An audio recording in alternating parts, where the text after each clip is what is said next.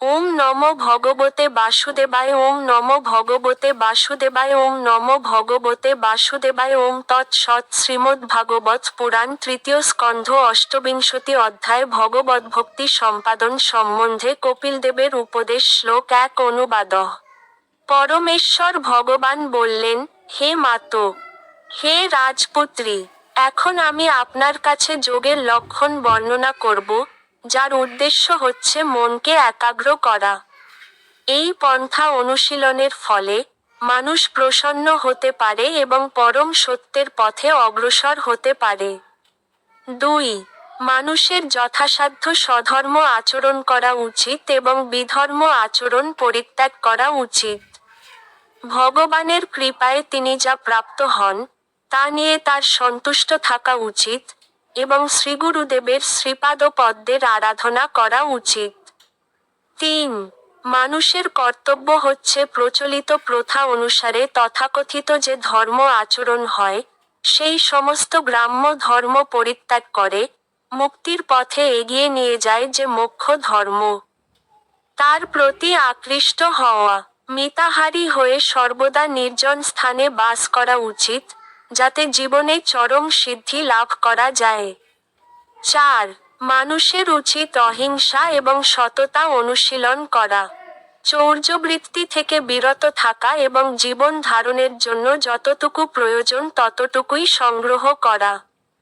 তার উচিত ব্রহ্মচর্য পালন করা, তপস্যা অনুষ্ঠান করা, পরিষ্কার থাকা, বেদ অধ্যয়ন করা এবং পরমেশ্বর ভগবানের আরাধনা করা। 5. মৌন অবলম্বন করা, বিভিন্ন প্রকার যোগ আসন অভ্যাসের দ্বারা স্থৈর্য লাভ করা, প্রাণবায়ু নিয়ন্ত্রণ করা, ইন্দ্রিয়গুলিকে বিষয় থেকে প্রত্যাহার করা, এবং এইভাবে মনকে হৃদয়ে একাগ্র করা যোগীর পক্ষে অবশ্য কর্তব্য। 6. প্রাণবায়ু এবং মনকে দেহাভ্যন্তরে প্রাণের 6টি চক্রের কোন একটিতে ধারণ করে মনকে পরমেশ্বর ভগবানের অপ্রাকৃত লীলায় ধ্যানস্থ করার নামই হচ্ছে সমাধি বা মনের সমাধান। 7. এই পন্থার দ্বারা অথবা অন্য কোন সঠিক পন্থার দ্বারা কলুষিত এবং জড় সুখভোগের প্রতি সর্বদাই আকৃষ্ট অসংযত মনকে নিয়ন্ত্রিত করা অবশ্য কর্তব্য। এইভাবে নিজেকে পরমেশ্বর ভগবানের চিন্তায় স্থির করতে হয়। 8. মন সংযত করে জিতাসন হয়ে, নির্জন এবং পবিত্র স্থানে আসন বিছিয়ে, সহজ মুদ্রায় উপবিষ্ট হয়ে, দেহ ঋজু রেখে প্রাণায়াম অভ্যাস করতে হয়। 9. যোগীর কর্তব্য অত্যন্ত গভীরভাবে শ্বাস গ্রহণ করা, তারপর সেই শ্বাস ধারণ করা, এবং অবশেষে শ্বাস ত্যাগ করা। অথবা বিপরীতক্রমে, প্রথমে শ্বাস ত্যাগ করা, তারপর শ্বাস বাইরে ধারণ করা, এবং অবশেষে শ্বাস গ্রহণ করা। এইভাবে প্রাণবায়ুর পথ শোধন করতে হয়। তা করা হয় যাতে মন অচঞ্চল হয়ে স্থির হতে পারে। 10. অগ্নি এবং বায়ুর দ্বারা সম্ভক্ত হলে স্বর্ণ যেমন সমস্ত মল থেকে মুক্ত হয়, যোগীও তেমন প্রাণায়াম অভ্যাস করার ফলে অচিরেই সমস্ত মানসিক উপদ্রব থেকে মুক্ত হন। 11. প্রাণায়ামের দ্বারা সমস্ত শারীরিক দোষ সম্পূর্ণরূপে দূর হয়, এবং ধারণার দ্বারা সমস্ত পাপকর্ম থেকে মুক্ত হওয়া যায়। প্রত্যাহারের দ্বারা বিষয় সংসর্গজনিত দোষ থেকে মুক্ত হওয়া যায়, এবং পরমেশ্বর ভগবানের ধ্যানের দ্বারা জড় জগতের আসক্তিজনিত 3 গুণের বন্ধন থেকে মুক্ত হওয়া যায়। 12.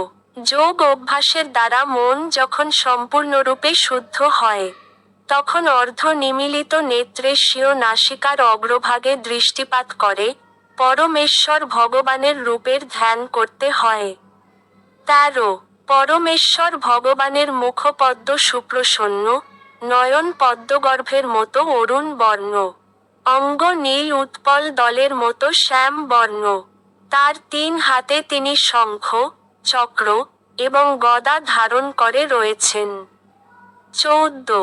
তার কটিদেশ পদ্ম কেশরের মতো পীত উজ্জ্বল পট্টবস্ত্রে আচ্ছাদিত। তার বক্ষস্থলে শ্রীবৎস চিহ্ন। তার কণ্ঠে দীপ্তিশালী কৌস্তুভ মণি বিরাজিত। 15 তার গলদেশে বনমালা বিলম্বিত রয়েছে এবং মধুর গন্ধে মত্ত ভ্রমরেরা মালার চারিপাশে গুঞ্জন করছে। তিনি বহুমূল্য মুক্তাহার, কিরীট, অঙ্গদ এবং নূপুরের দ্বারাও অত্যন্ত সুন্দরভাবে সজ্জিত। 16 তার কটিদেশে কাঞ্চিদাম। তিনি তার ভক্তের হৃদয় কমলে দণ্ডায়মান। তার মতো সুন্দর দর্শনীয় বস্তু আর কিছু নেই, এবং তার প্রশান্ত বিগ্রহ তার ভক্ত দর্শকের মন এবং নয়নের আনন্দ বর্ধন করে। 17 ভগবান অত্যন্ত সুন্দর দর্শন, এবং তিনি সর্বলোকের আরাধ্য।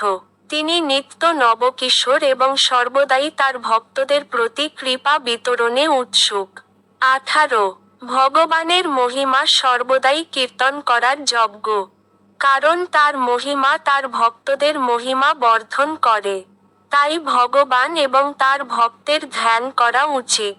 মন যতক্ষণ না স্থির হয়, ততক্ষণ পর্যন্ত ভগবানের শাশ্বত রূপের ধ্যান করা উচিত।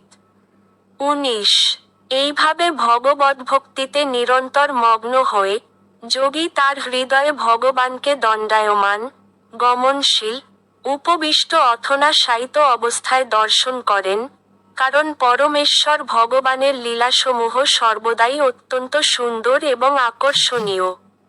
20 তার মনকে ভগবানের শাশ্বত রূপে নিবন্ধ করে, যোগী ভগবানের পূর্ণ অবয়বের সম্যক দর্শন না করে, একটি অঙ্গে মনকে স্থির করবেন। 21 ভক্তের কর্তব্য হচ্ছে প্রথমে ধ্বজ, বজ্র, অঙ্কুশ এবং পদ্ম চিহ্নিত ভগবানের চরণ কমলের ধ্যান করা। সেই চরণ কমলের অত্যন্ত সুন্দর রক্তবর্ণে শোভমান নখরূপ চন্দ্রমণ্ডলের কিরণচ্ছটায় হৃদয়ের ঘন অন্ধকার দূরীভূত হয়। 22 ভগবানের চরণ কমল প্রক্ষালিত জল থেকে উৎপন্ন গঙ্গার পবিত্র জল মস্তকে ধারণ করে, শিব মঙ্গলময় হয়েছেন। ভগবানের শ্রীপাদপদ্ম প্রক্ষিপ্ত বজ্রের মতো, যা ধ্যানকারীর মনে সঞ্চিত পর্বত সদৃশ পাপসমূহ ধ্বংস করে। অতএব দীর্ঘকাল যাবৎ ভগবানের শ্রীচরণারবিন্দ ধ্যান করা উচিত। 23 যোগীদের কর্তব্য সৌভাগ্যের অধিষ্ঠাত্রী লক্ষ্মীদেবীর কার্যকলাপ হৃদয়ে ধ্যান করা, যিনি সমস্ত দেবতাদের দ্বারা পূজিতা এবং সৃষ্টিকর্তা ব্রহ্মার জননী। তিনি সর্বদা সচ্চিদানন্দঘন ভগবানের পা এবং জম্বা তার করপল্লবের দ্বারাও অত্যন্ত যত্ন সহকারে সেবা করে থাকেন। 24 তারপর যোগী পরমেশ্বর ভগবানের উরুদয়ের ধ্যান করবেন, যা সমস্ত শক্তির আধার। তার উরুদয় অতসী পুষ্পের মতো শুভ্র শ্যামল, এবং ভগবান যখন গরুড়ের স্কন্ধে বাহিত হন, তখন তা সব চাইতে সুন্দর বলে প্রতিভাত হয়। তারপর যোগী গুল্ফদেশ পর্যন্ত লম্বিত পীত বসনোপরি কাঞ্চিদাম বেষ্টিত ভগবানের সুডল নিতম্বদেশের ধ্যান করবেন। 25 তারপর যোগী ভগবানের উদরের মধ্যভাগে নাভি সরোবরের ধ্যান করবেন। সেই নাভি থেকে ভুবনসমূহের অধিষ্ঠান স্বরূপ একটি পদ্ম প্রাদুর্ভূত হয়েছিল। সেই পদ্ম হচ্ছে প্রথম সৃষ্ট জীব ব্রহ্মার আবাসস্থল। তারপর যোগী ভগবানের স্তন্ডয়ের ধ্যান করবেন, যা উৎকৃষ্ট মরকত মণির দ্বারা অলঙ্কৃত, এবং যা তার বক্ষের দুগ্ধধবল যুক্তামালার কিরণের প্রভাবে শ্বেতাভ বলে প্রতীত হয়। 26 তারপর যোগীর কর্তব্য মহালক্ষ্মীর আবাসস্থল পরমেশ্বর ভগবানের বক্ষের ধ্যান করা। ভগবানের বক্ষ মনের সমস্ত দিব্য আনন্দের উৎস এবং নয়নের পূর্ণ সন্তোষ প্রদানকারী। তারপর যোগী সমগ্র বিশ্বের দ্বারা পূজিত ভগবানের কণ্ঠদেশ হৃদয়ে ধ্যান করবেন। ভগবানের কণ্ঠ তার বক্ষস্থলে দোদুল্যমান কৌস্তুভ মণির সৌন্দর্য বর্ধন করে। 27 তারপর যোগীর ভগবানের 4টি বাহুর ধ্যান করা উচিত, যা জোড়া প্রকৃতির বিভিন্ন কার্যের নিয়ন্ত্রণকারী দেবতাদের সমস্ত শক্তির উৎস। তারপর মন্দার পর্বতের ঘূর্ণনের ফলে উজ্জ্বল তার হাতের অলঙ্কারগুলির ধ্যান করা উচিত। তার হস্তধৃত সহস্র অর সমন্বিত এবং দুঃসহ তেজসপন্ন সুদর্শন চক্রের ধ্যান করা উচিত। এবং তার কাল সদৃশ হস্তে রাজহংসের মতো প্রতীয়মান শস্ত্রেরও ধ্যান করা উচিত। 28 ভগবানের অতি প্রিয় কৌমোদকী গদার ধ্যান করা উচিত। এই গদা বৈরীভাবাপন্ন অসুরদের সংহার করার ফলে তাদের শোণিত পক্ষে সিক্ত গুঞ্জনরত মধুকরকুলের দ্বারা সর্বদা পরিবেষ্টিত তার অতি সুন্দর বনমালার এবং সর্বদা ভগবানের সেবায় যুক্ত বিশুদ্ধ জীবতত্ত্ব স্বরূপ তার গলার মুক্তাহারেরও ধ্যান করা উচিত। 29 তারপর যোগী ভগবানের কমল সদৃশ মুখমণ্ডলের ধ্যান করবেন, যিনি তার উৎসুক ভক্তদের অনুকম্পা করার জন্য তার বিভিন্ন রূপ এই জগতে প্রকট করেন। তার সুকোমল গণ্ডস্থল দীপ্তিমান মকর কুণ্ডলের সঞ্চালনে উজ্জ্বল, এবং তার উন্নত নাসিকা তার মুখ কমলকে এক অপূর্ব শোভায় উদ্ভাসিত করেছে। 30 যোগী তারপর ভগবানের সুন্দর মুখমণ্ডলের ধ্যান করবেন, যা কুঞ্চিত কেশদাম, পদ্ম সদৃশ নয়ন এবং নৃত্যপর ভুজুগলের দ্বারা শোভিত। তার মুখকমল মধুকর পরিবেষ্টিত পদ্মফুলকে লজ্জা দেয়, এবং তার নেত্রদ্বয় তাদের শোভার দ্বারা সস্তরণশীল মিঞ্জুগলকে লজ্জা দেয়। 31 দুঃখ যোগীর কর্তব্য পূর্ণ ভক্তি সহকারে ভগবানের অনুকম্পাপূর্ণ চক্ষুর অবলোকন একাগ্রচিত্তে ধ্যান করা, কারণ তা তার ভক্তদের ভয়ঙ্কর ত্রিতাপ দুঃখ থেকে মুক্ত করে। তার সুস্নিগ্ধ হাস্যযুক্ত দৃষ্টিপাত তার অন্তহীন কৃপায় পূর্ণ।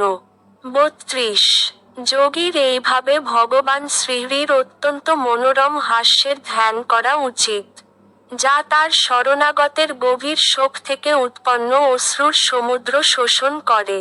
যোগীর ভগবানের বঙ্কিম যুগলেরও ধ্যান করা উচিত, যা সাধুদের উপকারার্থে কামদেবকে মোহিত করার জন্য তিনি তার অন্তরঙ্গা শক্তি থেকে প্রকট করেছেন।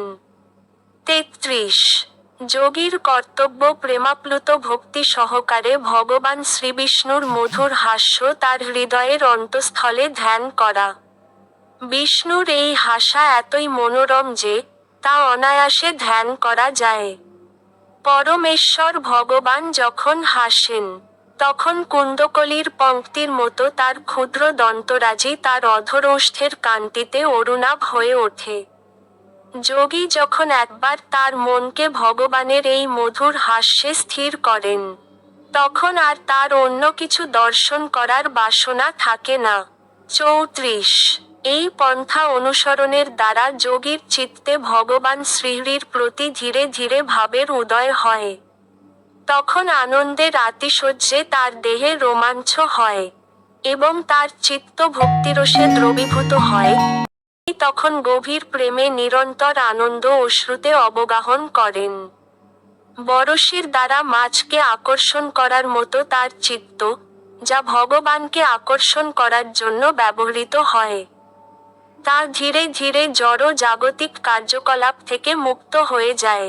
35 মন যখন এইভাবে সমস্ত জড় কলুষ থেকে মুক্ত হয় এবং জড় বিষয় থেকে বিরক্ত হয়, তখন দীপশিখা যেমন তৈলের অভাবে নির্বাপিত হয়ে যায়, তেমনি মন ও ইন্দ্রিয়সমূহের বিষয় গ্রহণের প্রবাহ থেকে প্রতিনিবৃত্ত হয়, এবং ব্যবধান রহিত হয়ে পরমেশ্বর ভগবানকে প্রত্যক্ষ করে। 36 এইভাবে সর্বোচ্চ চিন্ময় স্তরে অধিষ্ঠিত হওয়ার ফলে মন সমস্ত কর্মফল থেকে নিবৃত হয়ে সমস্ত জড় সুখ এবং দুঃখের ধারণার অতীত স্বীয় মহিমায় অবস্থিত হয়। যোগী তখন পরমেশ্বর ভগবানের সঙ্গে তার সম্পর্ক উপলব্ধি করেন। তিনি তখন বুঝতে পারেন যে সুখ দুঃখ এবং তাদের প্রতিক্রিয়া, যেগুলির কারণ তিনি স্বয়ং বলে মনে করেছিলেন, প্রকৃতপক্ষে তা অবিদ্যাজনিত অহংকারের ফল। 37 যেহেতু তিনি তার স্বরূপ উপলব্ধি করেছেন, পূর্ণরূপে সিদ্ধ জীবের তাই আর তখন বোধ থাকে না, তার জড় দেহটি কিভাবে চলাফেরা করছে এবং কার্য করছে, ঠিক যেমন মদ্যপানে উন্মত্ত ব্যক্তি বুঝতে পারে না, তার শরীরে বসন আছে কি নেই। 38 এই প্রকার মুক্ত যোগীর ইন্দ্রিয় সহ শরীরের দায়িত্ব পরমেশ্বর ভগবান স্বয়ং গ্রহণ করেন এবং সেই দেহ আরব্ধ কর্মের সমাপ্তি পর্যন্ত কার্য করে। স্বরূপে জাগ্রত মুক্ত ভক্ত এইভাবে যোগের চরম সিদ্ধ অবস্থা সমাধিতে অবস্থিত হয়ে সেই দেহকে এবং দেহ সম্পর্কিত পুত্র কলত্রাদিকে আর ভজনা করেন না। এইভাবে তিনি তার দেহের কার্যকলাপকে স্বপ্নদৃষ্ট কার্যকলাপ বলে মনে করেন। 39 পরিবার এবং সম্পত্তির প্রতি অত্যধিক স্নেহের ফলে মানুষ যেমন তার পুত্র এবং তার বিত্তকে নিজের বলে মনে করে, এবং তার জড় শরীরের প্রতি আসক্তির ফলে তার এই প্রকার মমত্ব বোধ হয়। কিন্তু প্রকৃত পক্ষে মানুষ বুঝতে পারে যে তার পরিবার এবং তার বিত্ত তার থেকে ভিন্ন, তেমনি মুক্ত জীব বুঝতে পারে যে তার দেহ তার থেকে ভিন্ন। 40 জ্বলন্ত অগ্নি যেমন অগ্নিশিখা থেকে, স্ফুলিঙ্গ থেকে এবং ঘুম থেকে ভিন্ন, যদিও তারা সকলেই জ্বলন্ত কাষ্ঠ থেকে উদ্ভূত হওয়ার ফলে পরস্পরের সঙ্গে ঘনিষ্ঠভাবে সম্পর্কিত। 41 পরমেশ্বর ভগবান, যিনি পরমব্রহ্ম নামে পরিচিত, তিনি হচ্ছেন স্রষ্টা। তিনি পঞ্চ মহাভূত, ইন্দ্রিয় এবং চেতনা সংযুক্ত জীবাত্মা বা ব্যষ্টি জীব থেকে ভিন্ন। 42 যোগীর কর্তব্য সমস্ত প্রকাশে সেই একই আত্মাকে দর্শন করা, কারণ যা কিছু বিদ্যমান তা সবই পরমেশ্বর ভগবানের বিভিন্ন শক্তির প্রকাশ। এইভাবে ভক্তের কর্তব্য ভেদভাব রহিত হয়ে সমস্ত জীবেদের দর্শন করা, সেইটি হচ্ছে পরমাত্মা উপলব্ধি। 43 অগ্নি যেমন বিভিন্ন প্রকার কাষ্ঠে বিভিন্ন রূপে প্রতিভাত হয়, তেমনি জোড়া প্রকৃতির গুণের বিভিন্ন পরিস্থিতিতে শুদ্ধ জীবাত্মা বিভিন্ন দেহে প্রকট হয়। 44 এইভাবে মায়ার দূরত্বয়া মোহময়ী প্রভাব জয় করে যোগী তার স্বরূপে স্থিত হতে পারেন। এই মায়া জড় সৃষ্টির কার্য এবং কারণরূপে উপস্থিত, তাই তাকে জানা অত্যন্ত কঠিন। ইতি শ্রীমদ্ভাগবতের তৃতীয় স্কন্ধের ভগবদ্ভক্তি সম্পাদন সম্বন্ধে নামক অষ্টবিংশতি অধ্যায় সমাপ্ত। সম্পাদনায় ঋষিকেশ নাথ।